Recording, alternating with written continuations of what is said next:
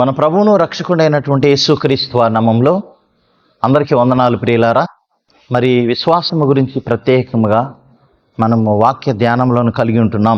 ఈ ఉదయకాలమును కూడా వాక్యమును ధ్యానించుకుందాం. దయచేసి మీరు వింటున్నటువంటి ఈ వాక్యములను, ప్రసారం చేయబడుతున్నటువంటి ఈ వాక్యములను మీ యొక్క తోటి సహోదరులకు, బంధువులకు, మిత్రులకు పంపించాలని ప్రేమపూర్వకంగా కోరుతున్నాను. అంతేకాదు, ఎవరైనా నూతనమైన వ్యక్తులుంటే ఈ యొక్క యూట్యూబ్ ఛానల్ని సబ్స్క్రైబ్ చేసుకోమని చెప్పమని ప్రేమపూర్వకంగా కోరుతూ ఉన్నాను ప్రియులరా. మరి వాక్యము మంచిది, మన జీవితాలను బ్రతికిస్తుంది, పాపం లేకుండా చేస్తుంది, పాపం ఏంటో తెలియపరుస్తుంది. కాబట్టి అలాంటి వాక్యాన్ని మనము నిర్లక్ష్యం చేయొద్దు. ఈరోజు వాక్యాన్ని మనం ధ్యానించుకుందాం. ప్రియమైన దేవుని బిడ్డలారా, మనము సంపూర్ణంగా దేవుని మీద ఆధారపడాలి, కానీ మన స్వనీతి మీద కాదు. మనము సంపూర్ణంగా దేవుని యందు విశ్వాసం ఉంచాలి, మన స్వనీతి మీద కాదు. ప్రియమైన దేవుని బిడ్డలారా, మనం గమనించినట్లయితే ఉదాహరణగా లోకాసు వార్తలో 18వ అధ్యాయంలో ఇద్దరు ప్రార్థన చేయడానికి వెళ్ళారు. వారిలో పరిసయుడు ఏం చేస్తున్నాడంటే, తన మీద తను నమ్మకం పెట్టుకున్నాడు, తన కార్యాలను బట్టి నమ్మకం పెట్టుకున్నాడు. కాబట్టి తను సంపూర్ణంగా దేవుని మీద ఆధారపడకుండా తన కార్యాల మీద ఆధారపడి ప్రార్థన చేస్తున్నాడు. ప్రియులారా చూడండి, మరి ఆయన ప్రార్థన చేస్తూ ఏమంటున్నాడంటే, ఆ సుంకరి లాంటి వాడిని కాదు నేను అంటున్నాడు. తను ఏం చేస్తా ఉన్నాడంటే, తన స్వనీతి ఇతరుల మనుషుల వలె కాకానంటున్నాడు ప్రార్థన చేస్తూ. అంతేకాదు, వారానికి 2 సార్లు ఉపవాసం ఉన్నాను అంటున్నాడు.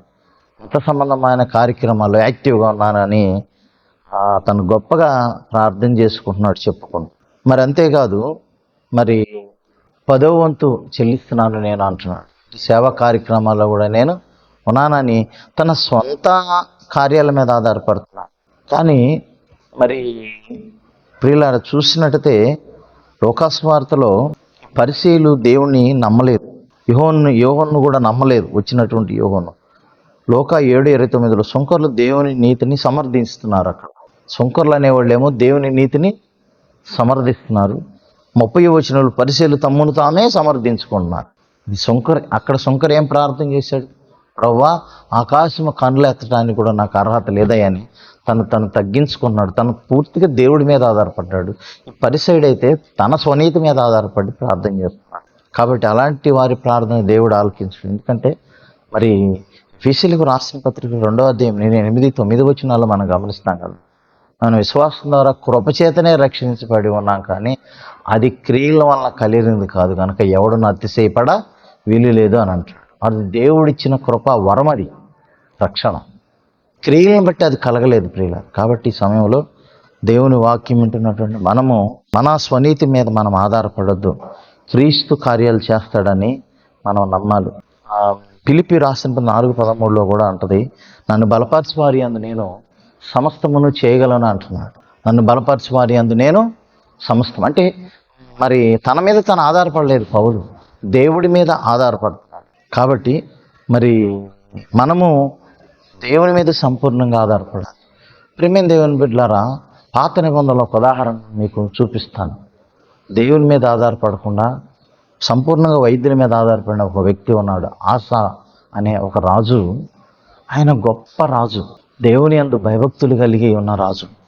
ఆయన సమయంలో 2వ దినవృత్తాంతం 14వ అధ్యాయంలో ఉంటుంది ఆయన గురించి. ఆయన ఉన్న రోజులంతా కూడా సంవత్సరాలు ప్రజలు నెమ్మదిగా ఉన్నారు.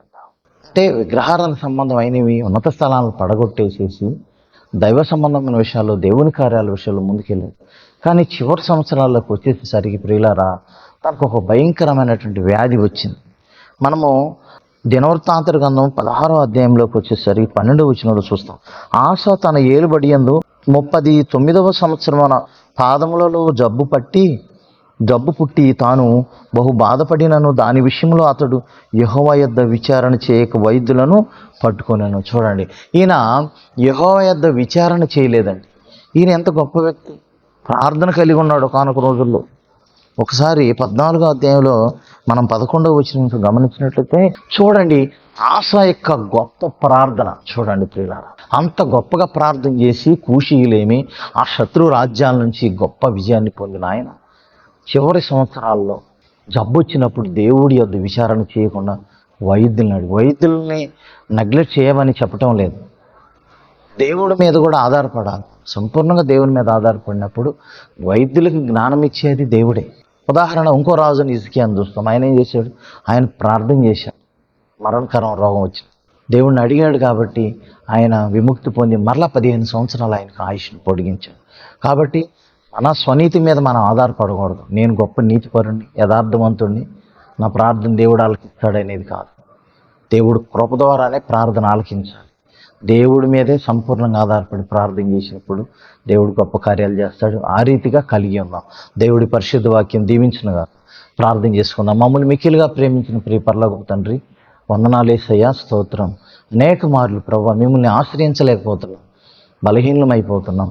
మమ్మల్ని మేము నమ్ముకుంటున్నాం, అది కాదు నాయన, మీ మీద మేము ఆధారపడాలి సంపూర్ణంగా. అట్టి విశ్వాసాన్ని మమ్మల్ని నడిపించి బలపరి సహాయం చేయమని యేసు పరిశుద్ధ నామమున అడిగి పెట్టుకుని ప్రార్థన చేస్తున్నాం తండ్రి, ఆమేన్. తండ్రి అయిన దేవుని ప్రేమ, ప్రభువైన యేసుక్రీస్తు వారి కృప, పరిశుద్ధాత్మని సహవాసము ఇక్కడ చేరే మనకును సకల పరిశుద్ధులకును ఎల్లప్పుడూ తోడై నడిపించునుగా. ఆమేన్. అందరికీ వందనాలు ప్రియులారా.